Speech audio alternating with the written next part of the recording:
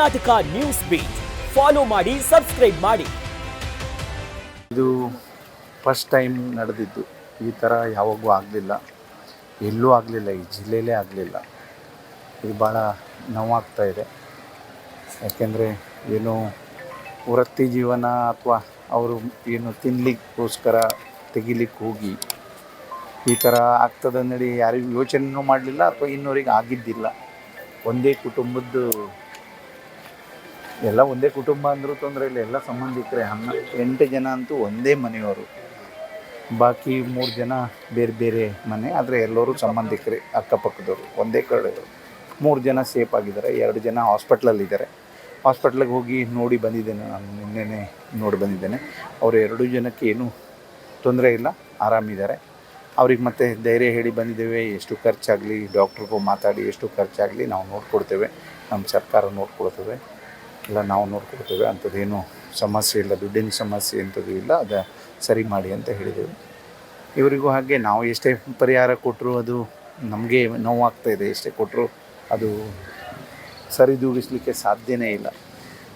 ಹಾಗಾಗಿ ಇವತ್ತೇ ಒಂದು ಬಾಡಿ ಸಿಗಲಿಲ್ಲಾಗಿತ್ತು, ಅದೊಂದು ಟೆನ್ಷನ್ ಇತ್ತು. ರಾತ್ರಿ ಸಿಕ್ಕಿದ್ರಿಂದ ಎಲ್ಲನೂ ಇವತ್ತೇ ಅಂತ್ಯಕ್ರಿಯೆ, ಇವತ್ತು ಬೆಳಿಗ್ಗೆ ಸಿಕ್ಕಿ ಎಲ್ಲ ಅಂತ್ಯಕ್ರಿಯೆ ಇವತ್ತೇ ಒಂದೇ ಸಲ ಆಗುವಂಥದ್ದಾಯಿತು. ಅದು ನಾವು ಭಾಳ ಬೇಜಾರದಲ್ಲಿದ್ದರು. ಮತ್ತೆ ಏನಾದರೂ ವ್ಯತ್ಯಾಸ ಆಗ್ತದೇನೋ, ಎಲ್ಲಿ ಸಮುದ್ರಕ್ಕೆ ಹೋಗಿಬಿಡ್ತದೇನೋ ಅಂತ, ಅಂಥದ್ದೇನೂ ಆಗಲಿಲ್ಲ.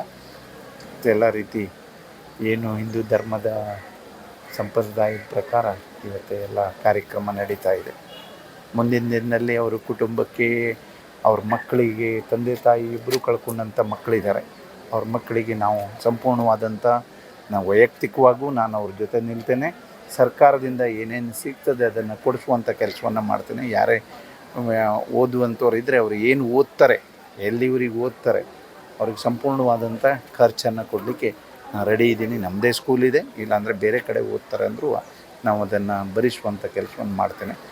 ಏನು ಮಾಡಲಿಕ್ಕೆ ಸಾಧ್ಯ ಇಲ್ಲದೆ ಇರೋದು, ಸಾಧ್ಯ ಇದೆ ಅಂದರೆ ಎಷ್ಟೇ ಖರ್ಚಾದರೂ ಬದುಕ್ತಾರೆ ಅಂತ ಹೇಳಿದರೆ ನಾವು ಬದುಕಿಸುವಂಥ ಕೆಲಸವನ್ನು ಮಾಡ್ತಿದ್ರು. ಮುಂದೆ ಅಲ್ಲಿ ಏನಾಗಿದೆ, ಯಾವಾಗಲೂ ಆಗಿದ್ದೇ ಇಲ್ಲ ಇದು. ಯಾಕೆಂದರೆ ಜಾಗೃತಿಯಿಂದ ಹೋಗ್ತಾರೆ. ಹೇಗೆ ವ್ಯತ್ಯಾಸ ಆಯಿತು ಅಂದೇಳಿ ಅದನ್ನು ಅಧಿಕಾರಿಗಳೀಗ ಪರಿಶೀಲನೆ ಮಾಡ್ತಾಯಿದ್ದಾರೆ.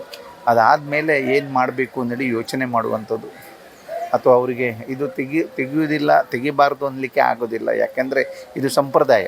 ಪ್ರತಿ ವರ್ಷ ಅದು ಅಮಾವಾಸ್ಯೆ ಮತ್ತು ಹುಣ್ಣಿಮೆಗೆ ಜಾಸ್ತಿ, ಅದರಲ್ಲೂ ಮೇದಲ್ಲಿ ಜಾಸ್ತಿ. ಅಮಾವಾಸ್ಯೆ ಹುಣ್ಣಿಮೆಗೆ ನೀರು ಕೆಳಗೆ ಹೋದಾಗ ಹೋಗ್ತಾರೆ, ಮೇಲೆ ಬರೋದ್ರೊಳಗೆ ಬರುವಂಥದ್ದು. ಈಗ ಡಿ ಸಿ ಅವ್ರು ಇರ್ಬೋದು, ಎಸ್ ಪಿ ಅವ್ರು ಇರ್ಬೋದು, ಎಲ್ಲರೂ ಅವರವರ ಏನು ಹೇಗೆ ಆಯಿತು ಏನು ಅಂದರೆ ಪರಿಶೀಲನೆ ಮಾಡಿ ಮುಂದಿನ ದಿನದಲ್ಲಿ ಕಟ್ಟುನಿಟ್ಟಿನ ಕ್ರಮವನ್ನು ತಗೊಳ್ಳಿಕ್ಕೆ ನಮ್ಮ ಸರ್ಕಾರದಿಂದ ನಾವು ಬದ್ಧರಾಗಿದ್ದೇವೆ. ಕರ್ನಾಟಕ ನ್ಯೂಸ್ ಬೀಟ್ ಫಾಲೋ ಮಾಡಿ, ಸಬ್ಸ್ಕ್ರೈಬ್ ಮಾಡಿ.